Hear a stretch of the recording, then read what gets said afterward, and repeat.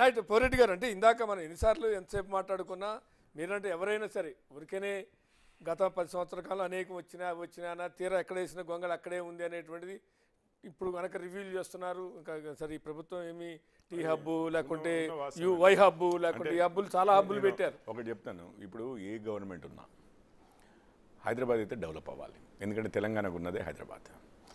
మనము బయటికి వెళ్ళామనుకోండి, ఎక్కడ పోయినా కానీ హైదరాబాద్ గురించి గొప్పగానే మాట్లాడతాం. మనం అంటే గ్లోబలైజ్ అంటే ప్రపంచంలో వస్తున్నటువంటి మార్పులు మన దేశానికి పులిని చూసి నక్క వాతలు పెట్టుకుంటే కూడా కుదరదు. వాతలు పడతాయి తప్ప పుండ్లు పడతాయి తప్ప ఉపయోగం లేదు. కాబట్టి మన దేశానికి మనకున్నటువంటి కాంక్రీట్ సోషో ఎకనామిక్ కండిషన్స్, ఇక్కడున్న మ్యాన్ పవర్, ఇక్కడున్న జనాభా, ఇవన్నీ కూడా తీసుకొని అడాప్ట్ చేసుకోవాలి. ఊరికైనా మక్కి అడాప్ట్ చేసుకుంటే కూడా కష్టం. తప్పనిసరి అండి. నేను ఒక 3-4 పాయింట్స్ కాస్త క్విక్గా చెప్తాను. ఇంగ్లీష్ స్పీకింగ్ ఒకటి ఉంది, నేను ఈరోజు ముఖ్యంగా మాట్లాడాల్సింది. చైనాలో ఎంతమంది ఇంగ్లీష్ మాట్లాడి అది వరల్డ్స్ మ్యానుఫ్యాక్చరింగ్ హబ్ అయిందండి ఈరోజు. వరల్డ్స్ నెంబర్ 2 ఎకానమీ ఎట్లా అయింది? చైనీస్ ఎంతమంది మాట్లాడతారు ఇంగ్లీషు? జాపనీస్ ఎంతమంది మాట్లాడతారు ఇంగ్లీషు? జర్మన్స్ ఎంతమంది మాట్లాడతారు ఇంగ్లీషు? ఫ్రెంచ్ వాళ్ళు ఎంతమంది మాట్లాడతారు ఇంగ్లీషు? సౌత్ కొరియాలో ఎంతమంది మాట్లాడతారు ఇంగ్లీషు కంఫర్టబుల్గా? అయినా కానీ ప్రపంచాన్ని బీట్ చేసే టెక్నాలజీసే కానివ్వండి, ఎకానమీసే కానివ్వండి బిల్డ్ చేశారు. తైవాన్లో ఎంతమంది మాట్లాడతారు? ఈ ఇంగ్లీష్ అబ్సెషన్ ఒకటి పక్కకు పడేయాలి ఫస్ట్. రెండోది ఏంటంటే అదొక ఫోబియా. అది ఇక మనం రూల్ చేయబడ్డాం కాబట్టి మనకు ఒక న్యూనతా భావం ఉంటుంది. వాళ్ళేమో మనల్ని పాలించిన వాళ్ళ భాష మనకన్నా చాలా పెద్దది, గొప్పది అని అనుకుంటాం. అది అన్నీ ఉండాలి, మనకంతా ఇదంతా కావాలి. అవన్నీ పక్కకు పడేయండి. మీకు ఈరోజు చెప్తున్నాను, పోయినసారి ఇంతకుముందు నెంబర్ చెప్పారు శ్రీనివాస్ గారు, ఉటంకించబోయారు కానీ ఆగిపోయారు. నేను చెప్తాను వారి బదులు.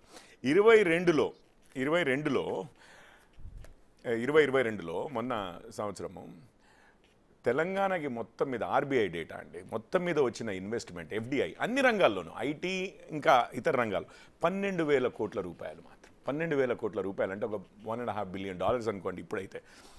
అదే సమయంలో కర్ణాటకకి ఆ సంవత్సరము 1,64,000 కోట్ల రూపాయల విదేశీ పెట్టుబడులు వచ్చినాయి. మనం 8% కర్ణాటకలో. మీకు కర్ణాటక ఐటీ మినిస్టర్ పేరు ఏం పేరు చెప్పండి? ఇప్పటికైనా అంతకుముందు ఉన్న బీజేపీ ప్రభుత్వం ఉన్నా ఏ ప్రభుత్వం ఉన్నా ఏ కర్ణాటకలో ఐటీ మినిస్టర్ ఎవరు గొప్పగా మనం ఎప్పుడు చెప్పుకోలేదు.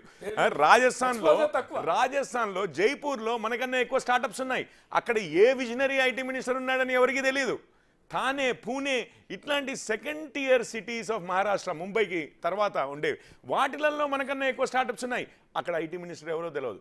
కానీ మన దగ్గర మాత్రము అసలు ఒక్క మనిషి లేకపోతే అసలు ఐటీ ఇండస్ట్రీయే లేదు అన్న టైప్లో. ఎందుకంటే నేను ఇంకొక విషయం చెప్తాను, 3వ పాయింట్. ఇప్పుడు ఏమైందంటే ఇది ఎలక్షన్లో జరిగే రిజల్ట్స్ వచ్చిన వెంటనే కాగ్నిజెంట్ అని మీకు తెలిసిందే, ఇక one of the biggest IT services company, వాళ్ళు ఇండియా మొత్తంలోనే వాళ్ళకి ఇప్పుడు కొన్ని లక్షల స్క్వేర్ ఫుట్ల, లక్షలు కాదు 10 లక్షల స్క్వేర్ ఫుట్లలో వాళ్ళు ఇప్పుడు ఆఫీస్ స్పేస్ ఉందండి.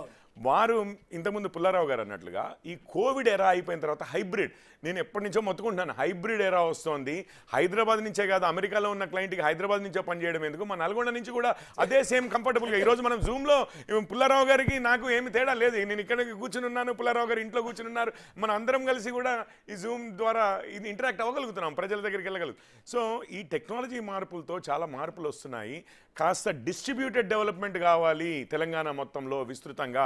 ఎస్పెషల్లీ ఐటీ ఆల్రెడీ మనకి అడ్వాంటేజ్ ఉంది కాబట్టి ఇది చేయాలి అని అంటే ఏదో నామమాత్రంగా అక్కడేదో మొదలు పెడుతున్నాం, ఇక్కడేదో మొదలు పెడుతున్నాం అని విపరీతమైన ఇచ్చేసి. ఎగ్జాక్ట్లీ అండి. మనం కోవిడ్ అప్పుడు ఎవరెవరు వాళ్ళ ఊర్ల నుంచి పనిచేశారు. ఈరోజు thanks to Ambani and Jio and Airtel on the other hand, ఈరోజు మనం ఎక్కడ కూర్చునైనా కానీ ఇంటర్నేషనల్ క్లయింట్స్కి మా ఊర్లో మా ఇంటి వెనకాల కూర్చుని దొడ్లో కూర్చుని అదే ఇది పశువుల దొడ్డి అంటాం కదా, అందులో కూర్చుని కూడా హ్యాపీగా పని చేసుకునే సౌలభ్యం వచ్చింది మన ల్యాప్టాప్ మన చేతిలో ఉంటే. అంత హై స్పీడ్ ఇంటర్నెట్ ఉంది, ప్లస్ మొబైల్ ద్వారానే అయిపోతుంది మొత్తం. ఇవన్నీ మార్పులు వస్తున్నా కానీ మనం ఇంకా కూడా అవే పాత దాని మీద డిపెండ్ అయ్యి ఏదైతే వస్తున్నాయో వాటిని అడ్వర్టైజింగ్లోనే మునిగాము కానీ ఎప్పుడు కూడా ఒక స్ట్రక్చరల్ చేంజ్ గురించి మాట్లాడలేదు. అందుకని కొంచెము నేను దాని గురించి మాట్లాడాల్సి వచ్చింది. ఇంకొక విషయం అండి, ఇంకొకటి రేవంత్ రెడ్డి గారిని నేను నిజంగానే మెచ్చుకుంటున్నాను. ఏ విషయంలో? ఒక విషయంలో అయితే మెచ్చుకుంటున్నాను. ఈరోజు అదానీ ఉన్నారు, వెస్ట్ బెంగాల్లో మమతా బెనర్జీ గారు కూడా ఎంత మాట్లాడినా కానీ హైదరాబాద్ యొక్క డెవలప్మెంటు, తెలంగాణ యొక్క డెవలప్మెంటు వేరు, పాలిటిక్స్ వేరు. మీరు పాలిటిక్స్ ఏమన్నా మాట్లాడండి. కానీ డెవలప్మెంట్కి వచ్చినప్పుడు మన దేశీ కంపెనీ, మన అదానీ కానివ్వండి, అంబానీ కానివ్వండి, అని ప్రపంచంలోనే వాళ్ళని గుర్తెరుగుతారండి. ఇప్పుడు జియో లాంటి రెవల్యూషన్ ఎక్కడ జరగలేదు. ప్రపంచంలోకి వెళ్ళినా మన దగ్గర అతి తక్కువ ధరకి ఇంత హై స్పీడ్ ఇంటర్నెట్ ఇంకెక్కడ లేదు. అట్లాంటివి జియో రావడం వల్ల, ఎయిర్టెల్ వల్ల, భారతీ ఎయిర్టెల్, జియో ఇట్లాంటివన్నీ మన వాళ్ళని మనం సెలబ్రేట్ చేసుకోవడం ఇంపార్టెంట్. వాళ్ళు ఏమన్నా అవకతవకలు చేస్తుంటే ఎస్ అవి ఫైల్ చేయండి. కానీ ఈరోజు ఓపెన్గా గౌతమ్ అదానీ గారితో ఫోటో దిగి ఇగో ఇన్ని వేల కోట్లు తెస్తున్నారు అని చెప్పి వారిని కూడా, అంతకుముందు మా పద్ధతి ఇది కాదు, పాలిటిక్స్ బిఫోర్ డెవలప్మెంట్ కాదు, డెవలప్మెంట్ తర్వాతనే పాలిటిక్స్ అన్నది క్లియర్ చేసి అదానీ కంపెనీ నుంచి తీసుకురావడము, అది ఇంకొకటి నాకు నిజంగా ఐ సపోర్ట్ దాట్. ఇంకా ఈ ఎలక్ట్రిక్ వెహికల్స్ ఇవన్నీ ఉన్నాయి, అంటే చాలా ఏరియాస్ ఉన్నాయండి. మనం మాట్లాడాలంటే ఇంకో 2 గంటలు మాట్లాడచ్చు కానీ, but these are good signs అంటున్నాను. If you can continue going that way, it is a good sign. Non politicised environment, development first అన్న మోడల్లో హైదరాబాద్, తెలంగాణ ఎస్పెషల్లీ డిస్ట్రిబ్యూటెడ్. ఎందుకంటే ఇప్పుడు రేపు పొద్దున్న రానున్న రోజుల్లో అనేక మార్పులు జరుగుతాయి. మార్పుల్లో ఉపాధి పోతుంటే మళ్ళీ ఉపాధి సృష్టించుకోవాలి. అవును, సైమల్టేనియస్గా. అదే మన గత 10 ఏళ్ళు అయితే అంతకుముందు 30-20 ఏళ్ల లాగానే కనిపించింది, కానీ గత 10 ఏళ్ళు ఏ మాత్రం మార్పు లేకుండా దాటేసాం. 10 సమయం తక్కువ.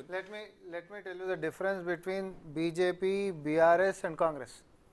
BRS పార్టీ ఏమో ఏకలింగం లెక్క మాకున్నటువంటి ఐటీ మంత్రి అన్నిటికీ కూడా